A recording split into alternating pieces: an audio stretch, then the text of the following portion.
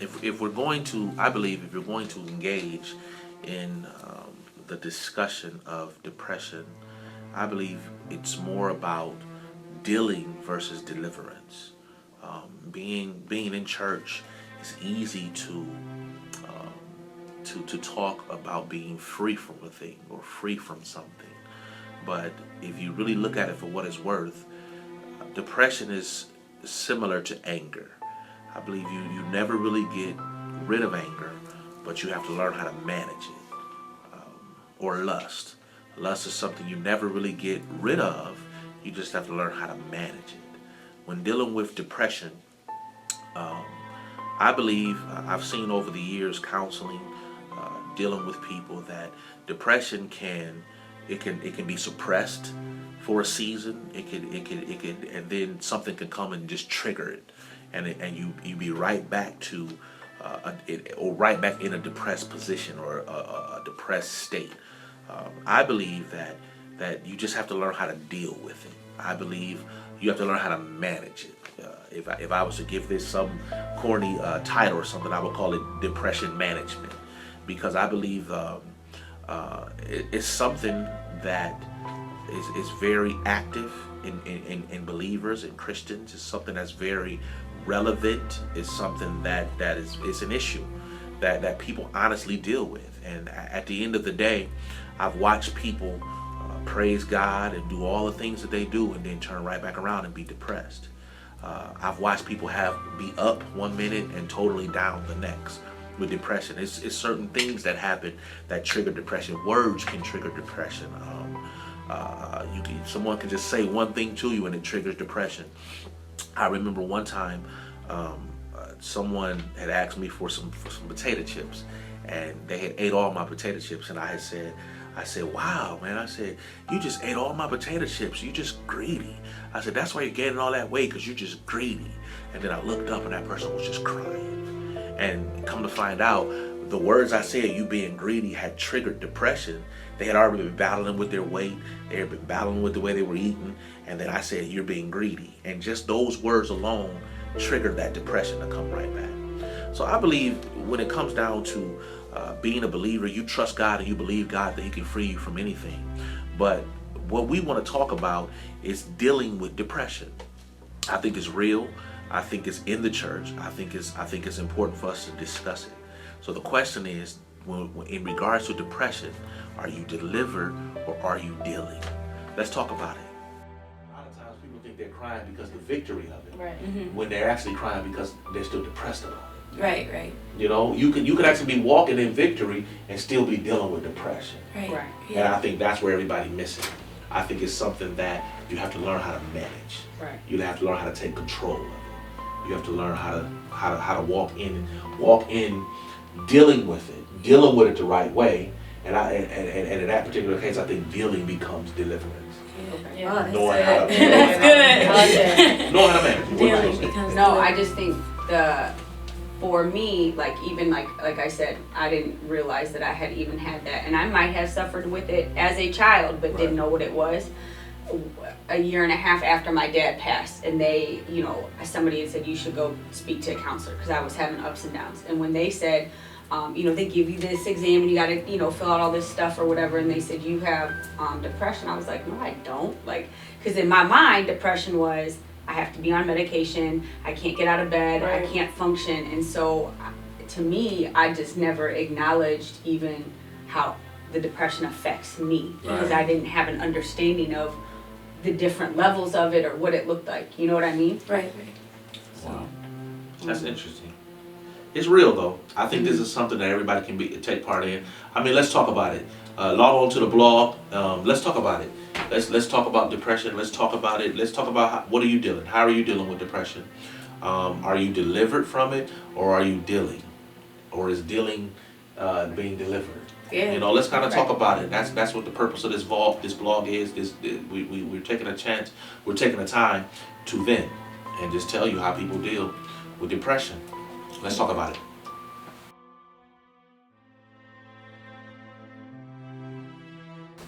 I believe a year and a half after my father passed away, and it's been almost 7 years since he's been gone, I was seeing a counselor, and they had addressed that I had depression issues, and that was the first time that anyone had ever addressed those issues that they saw in me, and the first time that I actually ever addressed dealing with depression.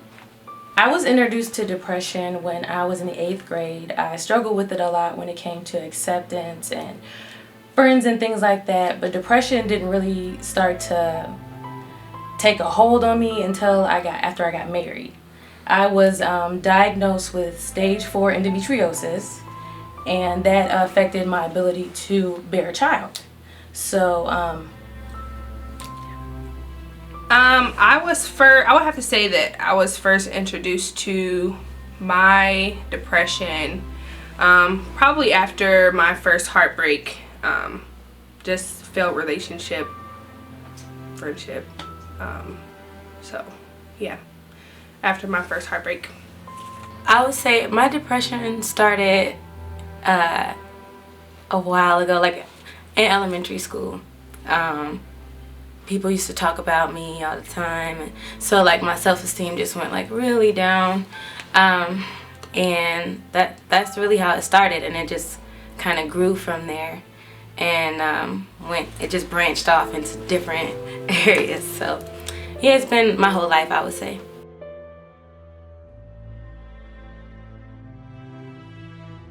Some of the triggers for me are sometimes when financially things aren't going right. It can trigger me into depression if I feel alone or like I don't fit in, like acceptance. That can trigger depression.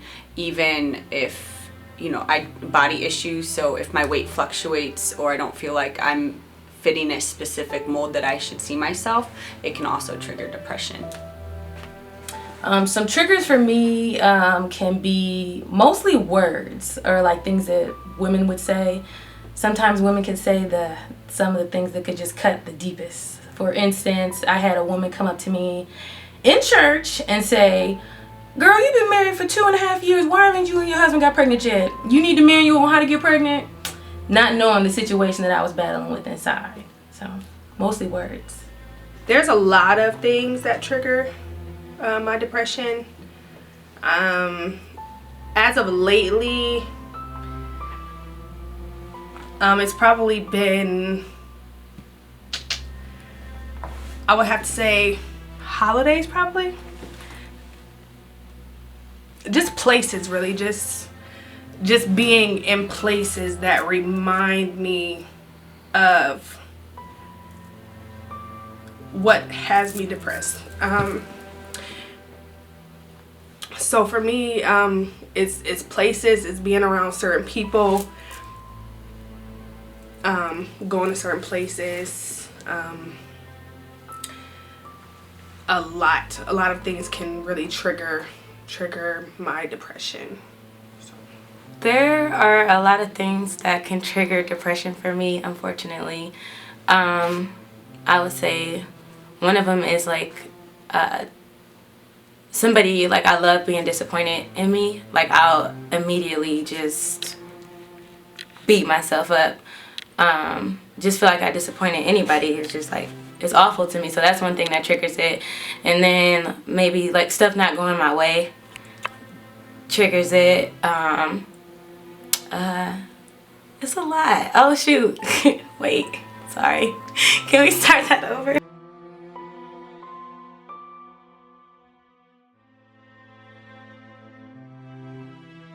Some of the behaviors that follow my depression, I'll cry, I will indulge or overeat, I will think the worst of myself, or just hit like a really low and have mind battles of that are actually terrible about myself. Sometimes it would even spring suicidal thoughts. Some of my depression behaviors would be I can eat. I'm definitely an emotional eater. I push people away. I'll get really paranoid and just find reasons to argue with people. I try to keep myself as distracted as possible. And isolation is a big behavior. My behaviors, I kind of shut out like everybody. And yeah, I become very closed off. I don't really want to like hang out with anyone or go anywhere or do anything. Even just everyday things, like things that you would think is like so simple or just so just easy everyday things in life. Just getting up, getting dressed, getting in the shower, just all types of things. It becomes hard to do. So for me, my behavior when I am dealing with my depression is I'm just very closed off, and just the simplest things in life just become just very hard to do. It just becomes very hard to do. So yeah, and I just sleep a lot. I sleep, but not really sleep. I like just lay there. When I'm depressed, I cry a lot. And I kind of become an introvert. Like, I just don't want to really be around anybody. Or sometimes even I do want to be around people, and then I'm just sad all the time, and then it makes me even more depressed because the people around me are not sad. Another thing I do is like I like music and I write, so I'll write sad songs, and I just get real sad. I like to be in the dark, just secluded away from life. Depression is a behavior. To me, depression is isolation. It's the enemy. Depression is heaviness. Depression is awful. Depression is sad. To me, depression is selfishness. Very dark. It's the worst. Depression is paralyzing. It's anger. Lonely place. Anything that you can think of that's bad, that's depression. Depression is a mindset. It's dark. It's like a cage sometimes, It's a very sad place. or like a pit. Depression can be a way of life. Depression is just the worst, and I really wouldn't wish it on anybody. Depression is hopeless. It's pain. Irritating. Depression is anything opposite of life. And sometimes uncontrollable. It's evil. Depression can suck the life out of you. I hate depression. Thank you everybody for tuning into the vent. I'm definitely glad to be able to start a conversation, and I appreciate you guys for joining in. I do want you to know we are going to come out with a second part to that video next month, so stay tuned. I'm really excited because Pastor Kelker is going to share some more wisdom with us and some tips on, how to fight through this thing. We can do it. Bye.